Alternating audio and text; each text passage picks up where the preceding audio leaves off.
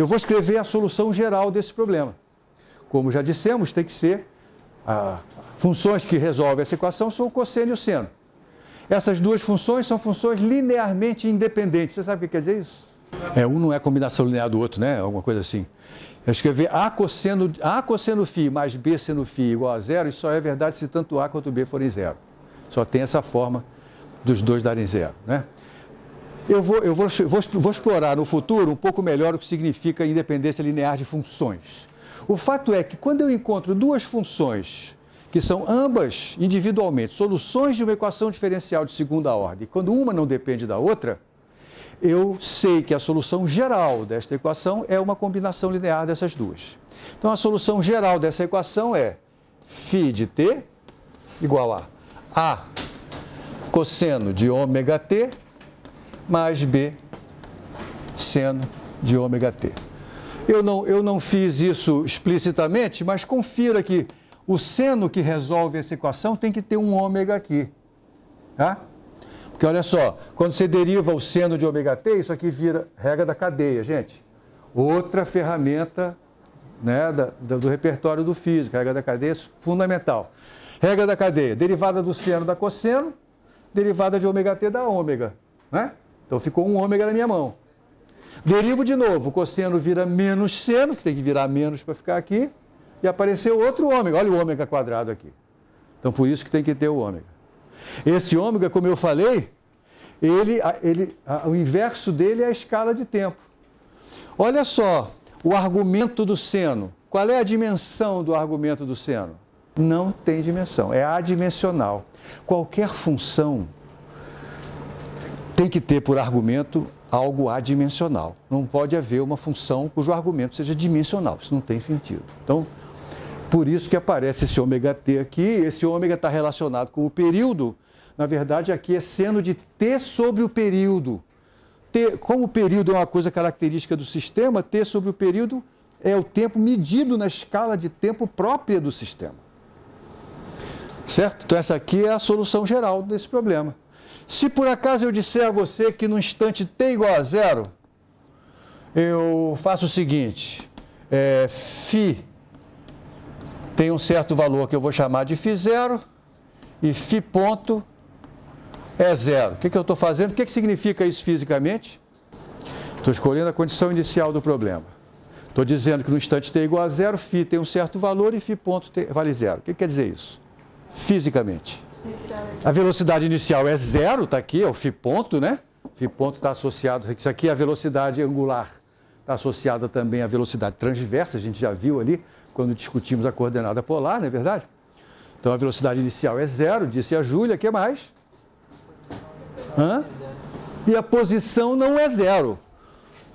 Então, é como, olha só, eu peguei o skate e botei ele aonde? Aqui, e soltei. Ele vai começar a oscilar a partir do repouso, porque ele começa com velocidade zero. Vamos ver aqui que corresponde isso em termos das constantes A e B? Vamos ver. Quando eu estou resolvendo uma equação diferencial de segunda ordem, eu vou sempre obter uma solução geral escrita em termos de dois parâmetros. Segunda ordem, dois parâmetros. Duas funções, duas soluções linearmente independentes.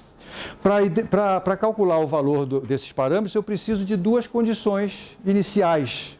É assim que a gente chama. Elas nem sempre precisam ser condições iniciais. Eu poderia ter dito quem é o φ no instante zero e ter dito quem é o φ no instante sei lá qual. Outras duas condições, uma das quais não é nem inicial.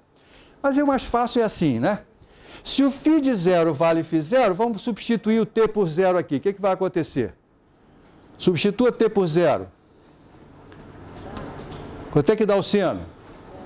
Zero. Quanto é que dá o cosseno? 1. Então fica A. Então significa que esse A é φ0. Legal? Descobriu o valor do A. Ok? A segunda condição vai me dizer qual é o valor de B. Mas a segunda condição envolve a derivada de φ. Então vamos calcular a derivada de φ? Você responde, vamos. Né? Então vamos lá. Derivada de φ. Φ ponto. Isso. Menos A ômega seno de ômega t. André de Sapato Novo.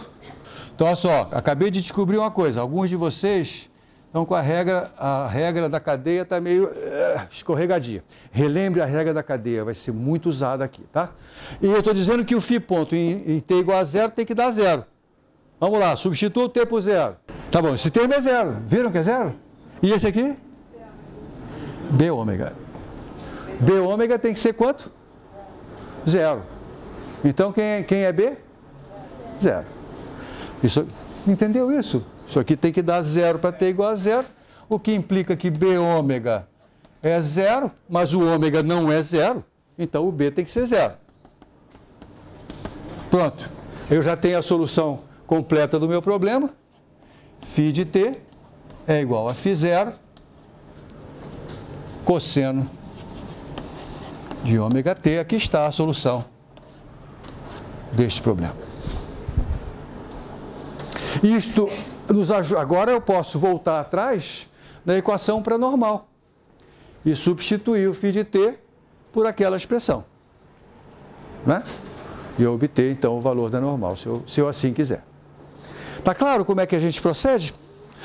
O que aprendemos aqui com esse exemplo? O que eu quis reforçar com esse exemplo? Primeiro, há problemas físicos para os quais as coordenadas polares bidimensionais são mais adequadas do que as coordenadas cartesianas.